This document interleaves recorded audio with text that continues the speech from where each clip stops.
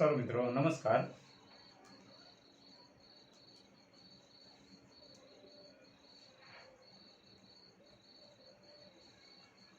નમસ્કાર મિત્રો. હવે આજે આપણે ત્રિકોણમિતિય જે કોષ્ટક છેલ્લે સરળતાથી શીખ્યા એના ઉપર આધારિત દાખલા એટલે કે સ્વાધ્યાય 8.2 આપણે સમજવાના છીએ. 8.2 મિત્રો રેડી? તો કેવી રીતે એ દાખલા ગણી શકાય એ પહેલા આપણે કોષ્ટક ફરીવાર જોઈ લઈએ મિત્રો. કઈ રીતે આપણે કોષ્ટક યાદ રાખ્યો છે? ભાઈ sin ની કિંમત પહેલા યાદ રાખી લેવાની, પછી cos ની કિંમત, જે sin ની કિંમત આ રીતે લખી હોય તો એને બરાબર આ રીતે ક્રમ, તો આને ઉલટા ક્રમમાં લખી નાખો આવી રીતે 1 બરાબર. પછી tan છે એ sin ભાગ્યા cos, તો આ રીતે મળ્યું. પછી tan, પછી cosec છે કોનો વ્યસ્ત? sin નો વ્યસ્ત, એટલે એ લખાઈ ગયું. અને cosec ની કિંમત આવી જાય એટલે sec છે એ જે cosec ની કિંમત આ રીતે ક્રમમાં લખી તો એનો ક્રમ આ રીતે લખી નાખો તો એ sec ની કિંમત મળી જાય. એવી રીતે cot ની કિંમત કોનું? tan ની જે કિંમત છે એ આમ લખો તો એનો ઉલટો ક્રમ કરી નાખો તો આ રીતે લખી નખાય. બીજો મિત્ર અભ્યાસ આ પણ કરી લો કે ભાઈ sin જે છે એ 0 થી 90 નો ખૂણો થતા એની કિંમતમાં શું થાય છે? 0 હતું તો શું થયું? 1 થયું, એટલે કે એમાં વધારો થાય છે. પછી cos ની કિંમત તમે જોઈ રહ્યા છો મિત્રો કે ભાઈ 0 થી 90 નો ખૂણો સુધી જતા શું થાય છે? એ પહેલા એક મૂલ્ય હતું પછી શું થઈ ગયું? 0, એટલે કે એમાં એની કિંમતમાં શું થાય છે? ઘટાડો થાય છે. આ પણ એક સમજવા જેવી વાત છે મિત્રો. રેડી? એવી રીતે દરેકની આપણે કિંમત ખબર પડી જવી જોઈએ બરાબર. tan ની કિંમત એવી રીતે 0 છે, પછી તો આમાં શું થાય છે? વધારો થાય છે. cosec ની કિંમતમાં શું લાગે છે ભાઈ? 2 વર્ગમૂળ 2 2 ના છેદમાં, એટલે એમાં ઘટાડો થાય છે. sec ની કિંમતમાં શું થાય છે ભાઈ? વધારો થાય છે. અને cot ની કિંમતમાં શું થાય છે? ઘટાડો થાય છે. આપણે કોષ્ટક ઉપરથી આવા જવાબ તમને મળી શકે. પછી sin અને cos ની કિંમત કયા ખૂણાએ સરખી છે? 45 અંશનો ખૂણો હોય ત્યારે sin અને cos ની કિંમત કેવી છે? સરખી છે. એ આપ જોઈ રહ્યા છો બરાબર. 1/√2 1/√2. tan 45 ની કિંમત કેટલી છે? 1 બરાબર. એ આપણે યાદ રાખીશું. ઓકે મિત્રો? તો આ વાત. અને ઘણીવાર એવું પણ પૂછે cosec ના કયા ખૂણાએ cosec ની કિંમત અવ્યાખ્યાયિત છે? તો 0 અંશનો ખૂણો હોય ત્યારે અવ્યાખ્યાયિત છે cosec બરાબર. એવી રીતે tan ના કયા ખૂણાએ અવ્યાખ્યાયિત છે? તો 90 અંશના ખૂણાએ. પછી cot ના કયા ખૂણાએ? તો 0 અંશ છે એમ બરાબર. sec છે એ કયા ખૂણાએ? તો 90 અંશ, ત્યારે એ અવ્યાખ્યાયિત છે મિત્રો. રેડી? પણ આ ખાસ ધ્યાન આપણે કે ભાઈ sin ની કિંમતમાં જેમ ખૂણો વધતા એમ વધારો થાય છે, cos ની કિંમતમાં જેમ ખૂણો વધે એમ શું થાય છે? એના મૂલ્યમાં ઘટાડો થાય છે. એ આપણને ખબર હોવી જોઈએ મિત્રો. સારું. સ્વાધ્યાય 8.2 એનો આપણે પ્રારંભ કરીએ. એમાં આપણે કોષ્ટક ઉપર આધારિત છે. હાલો પહેલા આપણે દાખલો આ ગણીએ. પહેલો sin 60. હાલો sin 60. sin 60 કેટલા છે? વર્ગમૂળ 3/2. તો અહીંયા લખી નાખીએ વર્ગમૂળ 3/2 બરાબર. પછી cos 30. cos 30 કેટલા છે? વર્ગમૂળ 3/2. રેડી મિત્રો? સમજાય છે ને? sin 30 ની કિંમત જોઈ લો 1/, પછી cos 60 ની કિંમત જોઈ લો. cos 60 એટલે 1/. હાલો ઓકે મિત્રો? સરવાળો. આ બંને વચ્ચે કયો સંબંધ છે? ગુણાકાર છે બરાબર. આ ગુણાકાર છે એટલે વર્ગમૂળ 3 ગુણ્યા વર્ગમૂળ 3 એટલે કેટલા થશે ભાઈ? 3. 2 ગુણ્યા 2 એટલે 4 વત્તા અહીંયા 1 ગુણ્યા 1 એટલે 1, 2 ગુણ્યા 2 એટલે કે ભાઈ 4. રેડી મિત્રો? પણ અહીંયા મિત્રો સ્ટેપ તમે જોઈ રહ્યા છો. આ સ્ટેપ કેવું છે કે ભાઈ સમછેદી છે. છેદ છે એ સરખો છે. ઓકે? છેદ સરખો હોય તો શું કરવાનું ભાઈ? 4 લખી નાખો. લખાઈ ગયા. ઉપરનાનો સરવાળો હોય તો સરવાળો. અહીંયા શું છે? 3 વત્તા 1 એટલે કે ભાઈ એનો શું છે ભાઈ?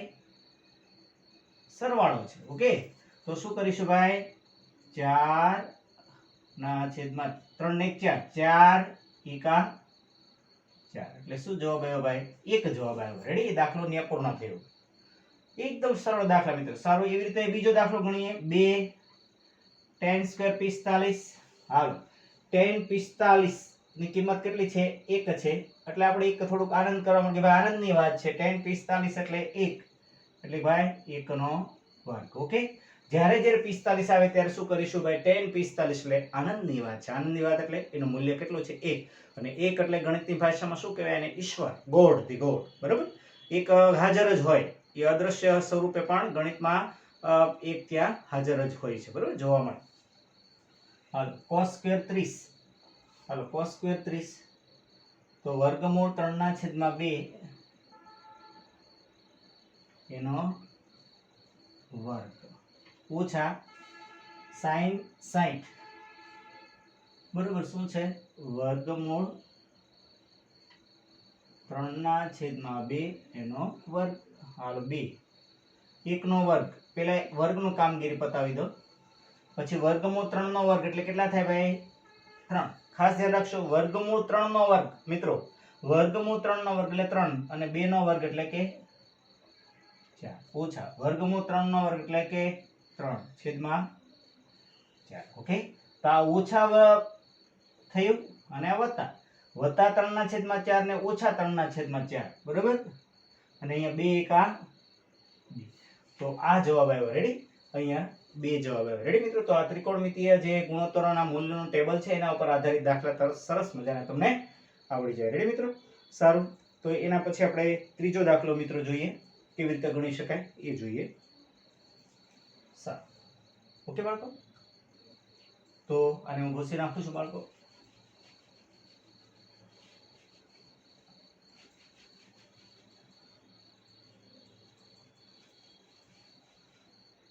કોષ્ટક તો હું તમારી સામે મિત્રો રાખું તો ખ્યાલ પડે તમને એટલે મેં કોષ્ટક રાખ્યો છે તમારી સમક્ષ રેડી મિત્રો સારું ત્રીજો દાખલો શું કહે છે ભાઈ ત્રીજો દાખલો આમ કહે છે કે ભાઈ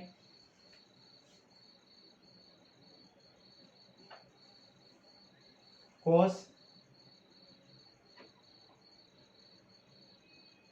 45 અંશ બરાબર ત્યારે એના છેદમાં આપણે લખી નાખીએ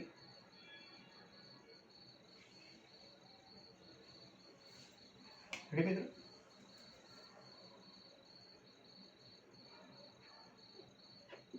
sec 30 અંશ વત્તા cosec 30 અંશ રેડી મિત્રો તો હવે આપણે આ ત્રીજો દાખલો ગણવા આપણે જઈ રહ્યા છીએ મિત્રો સર બાળકો cos 45 કેટલા છે ભાઈ 1// વર્ગમૂળ 2 રેડી મિત્રો સારું એના પછી જોઈએ આપણે સ્ટેપ શું કહે છે એને પછી sec 30 તો 2// વર્ગમૂળ 3 વત્તા cosec 30 એટલે કે cosec 30 કેટલા છે ભાઈ 2 છે સારું પછી 1// વર્ગમૂળ 2 હવે મિત્રો અહીંયા આનું આપણે કેમ કરવું કામગીરી બરાબર તો આપ સૌ જાણો છો આની કામગીરી કેમ કરાય ભાઈ લસાની કામગીરી કરી આપણે અહીંયા કરી નાખીએ 2// વર્ગમૂળ 3/2 છેદનો લસા કેટલો આવશે વર્ગમૂળ 3 આ લસા જે મિત્રો આવે બરોબર આ જે કઈ લસા આવે તમારે તો શું કરવાનું ભાઈ આ જે કઈ લસા આવે વર્ગમૂળ 3 આવ્યો તો વર્ગમૂળ 3 ગુણ્યા 2// વર્ગમૂળ 3 પછી બધે ગુણી નાખો આ એ ગુણી નાખવાના એ ગુણી નાખો એટલે 2 ગુણ્યા વર્ગમૂળ અહીંયા ગયા તો કેટલા થયા 2 વત્તા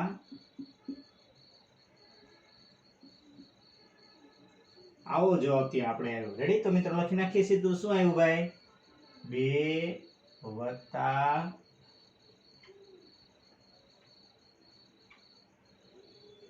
બરોબર આ સ્ટેપ આપણો ત્યાં આવ્યો તેથી હવે બાળકો આની સાથે બાળકો જો આ સમજો આની સાથે આપણે અગાઉ પણ આવો સ્ટેપ આવી ગયો આની સાથે આ ભાગાકારના સંબંધમાં છે એટલે અંશ એમનામ સ્થિર રાખો મિત્રો અને ભાગાકારને ગુણાકારમાં ફેરવા ભાગાકાર વાળું પદ છે ગુણાકારમાં ફેરવી તો વર્ગમૂળ 3 ઉપર જાય અને આ નીચે આવે એટલે વર્ગમૂળ 3 છેદમાં શું થશે 2 વત્તા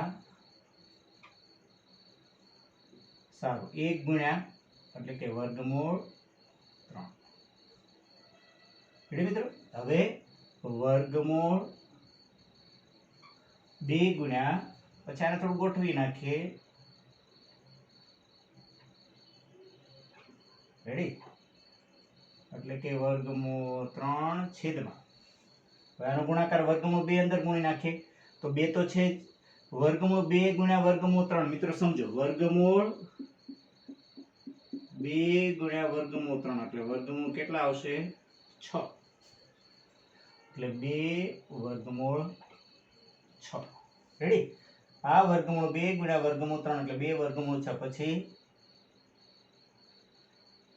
2 વર્ગમૂળ 2। સારું મિત્રો, હવે શું કરીએ છીએ આપણે,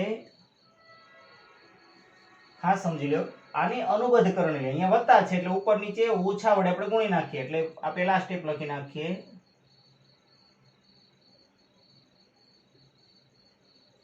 રેડી। એટલે કે ભાઈ આ જે વત્તાનું ચિહ્ન છે તો એ વત્તાના બદલે શું કરી નાખીએ, ઓછા કરીને આપણે ઉપર નીચે ગુણીએ અને ભાગીએ, એટલે કે એને અનુબદ્ધ કરણી કહેવાય। તો આની અનુબદ્ધ કરણી કઈ, 2 વર્ગમૂળ 6 ઓછા એવી રીતે અહીંયા ઓછા,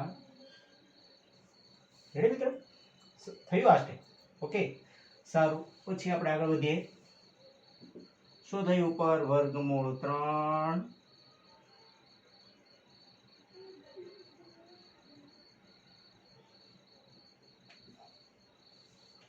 છેદમાં, રેડી મિત્રો, આ વત્તા છે એટલે ઉપર નીચે ઓછા કરી ગુણ્યા અને ભાગે એને અનુબદ્ધ કરણી કહેવાય, રેડી। દાખલા કે મિત્રો હું તમને કહું વર્ગમૂળ r વત્તા વર્ગમૂળ s હોય તો એને અનુબદ્ધ કરણી કઈ થાય, વર્ગમૂળ r ઓછા s, બરાબર, વત્તા હોય તો ઓછા, ઓછા હોય તો વત્તા, એ અનુબદ્ધ કરણી, એટલે કે ભાગો અને ગુણાકાર કરો, બરાબર। સારું, હવે નીચે મિત્રો આ બે સ્ટેપ છે, આ જે પદ આ અને આ આવું પદ છે કે નહીં, એ વત્તા b અને a ઓછા b, તો શું થાય, a વર્ગ ઓછા b વર્ગ। તો અહીંયા કરીએ આપણે 2 વર્ગમૂળ 6 એનો વર્ગ ઓછા 2 વર્ગમૂળ 2 એનો વર્ગ, રેડી મિત્રો। સારું, આ સૂત્ર લખી નાખજો, a વત્તા b a ઓછા b એટલે છે ને એકમાં વત્તા છે ને એકમાં ઓછા એટલે 2 વર્ગમૂળ 6। સારું મિત્રો, હવે જોઈએ આ ઉપરનું અંદર ગુણતા જઈએ ભાઈ, શું થશે, બરાબર, આ 2 વર્ગમૂળ 3 ગુણ્યા વર્ગમૂળ 6 એટલે વર્ગમૂળ કેટલા થશે, 6 તેરી 18 ઓછા ઓછા પછી 2 અહીંયા વર્ગમૂળ 3 ગુણ્યા વર્ગમૂળ 2 એટલે વર્ગમૂળ 6। અહીંયા શું થશે, એ 2 ઘાત 2 ઉપર ગણાય એટલે કે 4 ગુણ્યા 2 નો વર્ગ એટલે 4 વર્ગમૂળ 6 નો વર્ગ એટલે કે 6 ઓછા 2 નો વર્ગ એટલે કે 4 ગુણ્યા વર્ગમૂળ 2 નો વર્ગ એટલે કે 2 એટલે કેટલા થયા ભાઈ 2, અહીંયા એક 9 દુ 18 થાય ને, 9 દુ 18 ઓછા એક 4 છક ને 24, હાલો આમાંથી કોમન કેટલા નીકળે 2, અહીંયા 2 અહીંયા પણ 2 કોમન નીકળે અને અહીંયા 9 વર્ગમૂળની 12 વહી આવે એટલે 3, બરાબર, 9 નું વર્ગમૂળ નીકળે એટલે કે 3 વર્ગમૂળ 2 ઓછા વર્ગમૂળ 6, અહીંયા કેટલા થયા ભાઈ 24 માંથી 8 જાય એટલે કે 16, 2 18 ને 16 એટલે 3 વર્ગમૂળ 2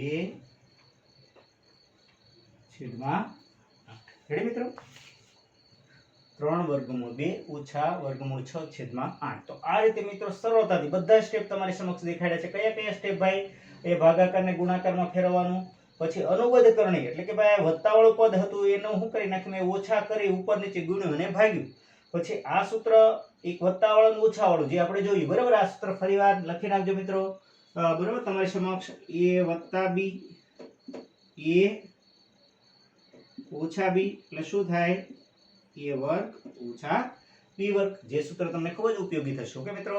સારું, એની પછી આપણે ચોથા દાખલા તરફ જઈએ। થેન્ક યુ બાળકો।